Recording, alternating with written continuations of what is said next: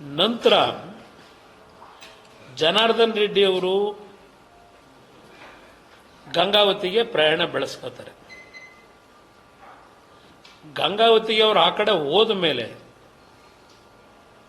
ಅಲ್ಲಿಯ ಶಾಸಕರ ಒಬ್ಬ ಬೆಂಬಲಿಗ ಸತೀಶ್ ರೆಡ್ಡಿ ಅಂತ ಹೇಳಿ ಮಾಧ್ಯಮದಲ್ಲಿ ಗಮನಿಸಿದ್ದೀನಿ.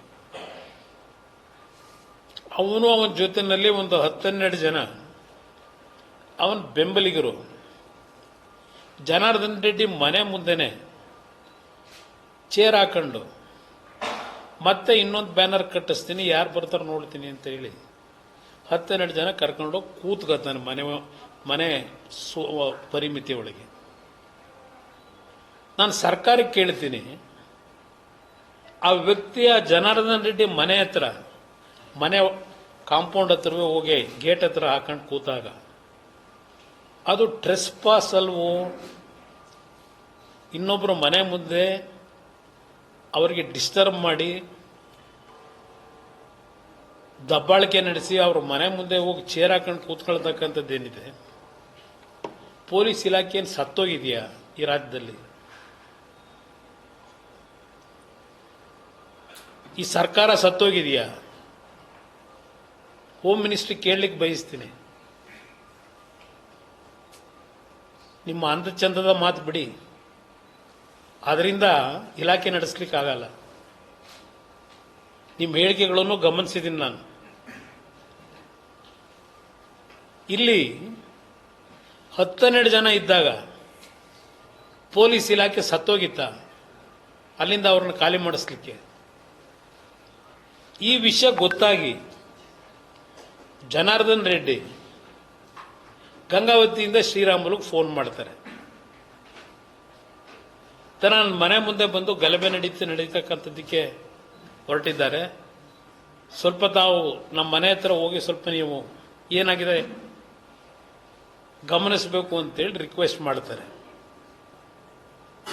ಅದರ ಹಿನ್ನೆಲೆಯಲ್ಲಿ ಶ್ರೀರಾಮುಲು ಬಹುಶಃ ಅವ್ರ ಕಾರ್ಯಕರ್ತರಿಗೆ ಫೋನ್ಗಳು ಮಾಡಿ ಅವ್ರ ಗಮನ ಸೆಳೆದಾಗ ಅವ್ರ ಕಾರ್ಯಕರ್ತರು ಅಸೆಂಬಲ್ ಆಗಕ್ಕೆ ಶುರುವಾಗ್ತಾರೆ. ಇದು ಪ್ರಾರಂಭ ಆದಂಥದ್ದು. ಈ ಪ್ರಾರಂಭಿಕ ಹಂತದಲ್ಲೇ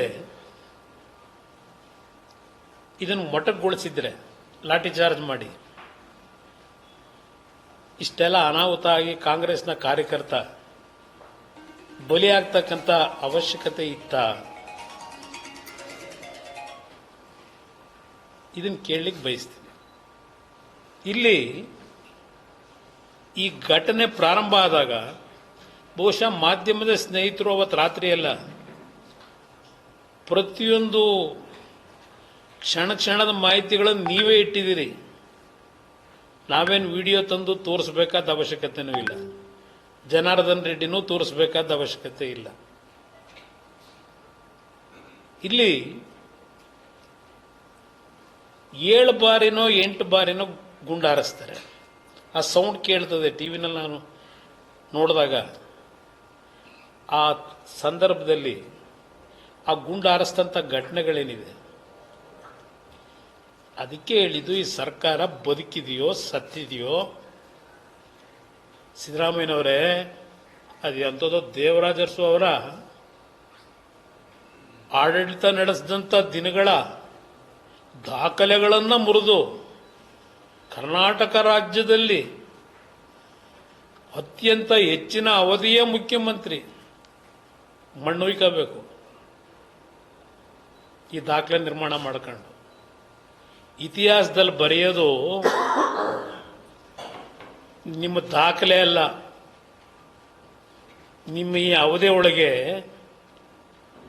ಯಾವ್ಯಾವ ರೀತಿ ನಡ್ಕೊಂಡಿದ್ದೀರಿ, ಯಾವ ರೀತಿ ರಾಜ್ಯದ ಜನತೆಯ ರಕ್ಷಣೆ ಮಾಡಿದ್ದೀರಿ,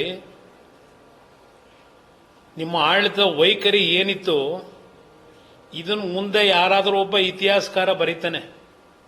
ನಿಮ್ಮ ಅವಧಿದಲ್ಲ ಬರೆಯೋದು. ಇವತ್ತಾರ 4 ಜನ ಹೇಳ್ಬೋದು, ಇವತ್ತು ದೇವರಾಜ ಅರಸು ಅವರ ದಾಖಲೆ ಮುರಿದು ಬಿಟ್ಟರು ಅಧಿಕಾರದಲ್ಲಿ. ಸಂಪೂರ್ಣ ನ್ಯೂಸ್, ನಮ್ಮ ನಡಿಗೆ ವಾಸ್ತವದ ಕಡೆಗೆ. ಇದು ನಿಮ್ಮ ಧ್ವನಿ.